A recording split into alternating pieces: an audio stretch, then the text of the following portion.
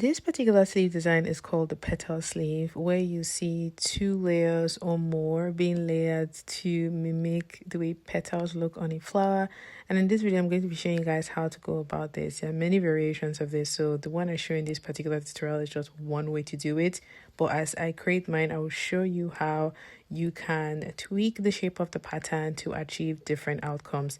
If you'd like to see how I did this, make sure to keep on watching, leave any further questions you have down below, and let's just get straight into this video.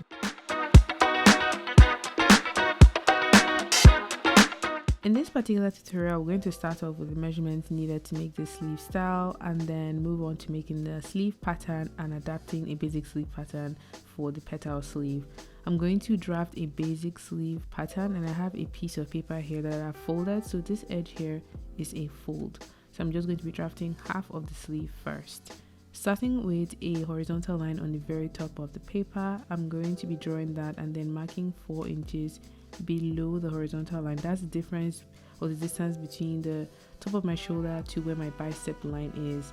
I'm going in here to draw a horizontal line that cuts through my bicep line, and then along the bicep line I'm marking half of my bicep measurement plus 1 inch ease. Once I have that marked, I'm going to find the middle point along my bicep line, and then from that middle point upwards, measure and mark the halfway point between the top line and the bicep line. The aim here is to draw a curve that goes through that middle point, so it goes from the very top through that middle point that I marked and then down to the side or the underarm point. So this is one side of my sleeve pattern. This is going to be the back, but to ensure I'm able to differentiate the front from the back, I'm just measuring and marking 2 inches along the sleeve curve. Mark 1 notch for now. I'm going to double it later on. The next thing I'm doing here is I am marking my desired sleeve length. Because I want it to be on the short side, I'm working with 12 inches. You can have yours even shorter if you would like. Then I'm drawing in the hemline or the very bottom edge of the sleeve and marking half of my around sleeve hem width. So around wherever you want your sleeve to end, whatever that measurement is, divide that by 2. And my sleeve is going to look similar to the picture on the left here, so like a short sleeve that ends before my elbow. So I'm flipping my paper around and I'm going to basically trace the hemline, the side, and then in the top edge of the sleeve curve, so this top edge as well, but then the bottom I'm going to make it a little bit deeper compared to the first curve that I did, because this side is going to be the front of my sleeve, or the side that sits into the front of whatever I'm going to be using this sleeve for. So that I'm connecting back to the sleeve head, and then I'm going to draw in 1 notch. This one I've just drawn now is going to be for the front. I'm going to flip the paper to the other side and add a 2nd notch, so I know that side of the sleeve goes to the back.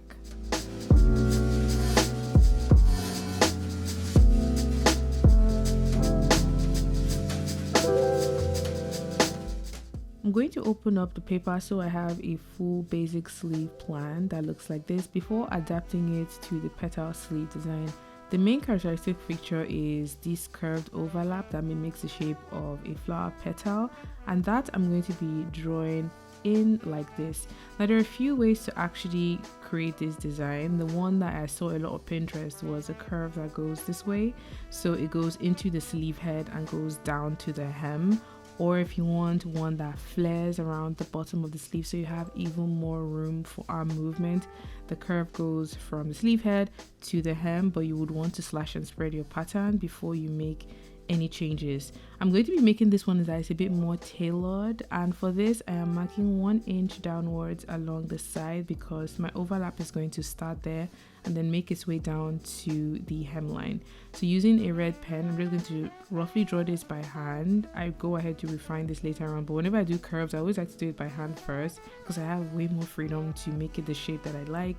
And if I'm happy with that, then I grab my pattern master and ensure that I have a smooth curved line. So this would be the first overlap, but because we want 2 overlaps, I'm going to repeat the same thing on the other side, so it's mirrored. So from 1 inch downward on the side, you want the curve to look as similar as possible to the first one. So if there's a way you can keep an eye on the way it bends in the middle and goes down to the side. You want the shape to be similar because you would need to trace off 2 separate pattern pieces for this design. So I'm grabbing some paper and I'm going to trace off one side of the sleeve like this. So you would want to trace off the sleeve head, and then you trace off the curve that goes through the middle of the sleeve to make the overlap or the asymmetric detail. And once I'm done tracing it off, I'm going to transfer notches, add seam allowance, grain line and annotations, and this is going to be the first pattern. The second pattern is essentially going to be the same but mirrored to the other side, so I'm going to just shift the first one I did slightly to the side so I have space for the second pattern, and then trace off the sides, trace off the sleeve head, and then the curve that goes the other way. It's very important that you trace off the curve that goes the other way, so once they are cut and stitched together, we create that overlap that this petal sleeve design typically has.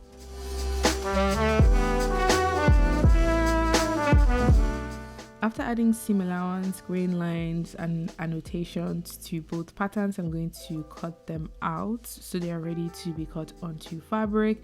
It is worthy of note that this particular pattern is made for woven fabric, so just keep that in mind if you are following through from the beginning to end and you want to have a similar outcome. This is made for woven fabrics alone.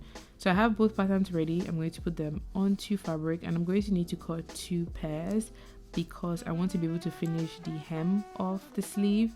You could also do the technique of either rolling and hemming it or using bias tape to finish the hemline, but I just want it to look very clean and very professionally made. So I'm cutting 2 pieces or a pair for each. So the first one here, I'm cutting along the sleeve head, cutting along the hemline, and I'm going to essentially cut the second one in the same manner.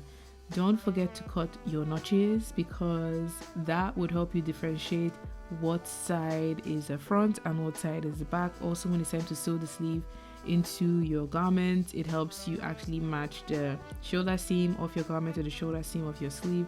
Notches just make assembly and sewing a lot easier, so don't forget to cut your notches. It's very important. After cutting all of my notches, I know it's ready. It's time for me to sew all the pieces together, and I'm going to be putting right sides together of my sleeve panels. So this time I'm going to be working with the yellow side as a right side of the fabric, so I'm putting them together and I'm going to be sewing up the hemline of the sleeve. So that's how I finish the hemline of the garment. My fabric is on the thicker side, so that affects the shape of how the sleeve turned out, whereas if you have like a softer fabric, it will look slightly different. The shape will essentially be the same, but it will look slightly different. Fabric choice affects the outcome of the garment a lot. So I'm going in here to sew the hemline of both panels together with right sides facing each other on a 1 centimeter seam allowance. That's how much seam allowance I added to my pattern. And once I'm done stitching that, I'm going to grab a tiny scissors and just cut some snips along the seam allowance.